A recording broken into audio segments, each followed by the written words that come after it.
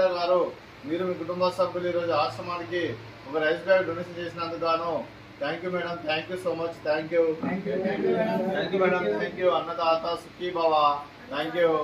65 మంది రాష్ట్రాలకు ఆకలి తీయడానికి ఈరోజు వినీత గారు ఆశ్రమానికి ఒకరోజు మీ కడుపున అన్న పెట్టాలనే ఉద్దేశం మీద రైస్ బ్యాగ్ డొనేషన్ చేయడం జరిగింది.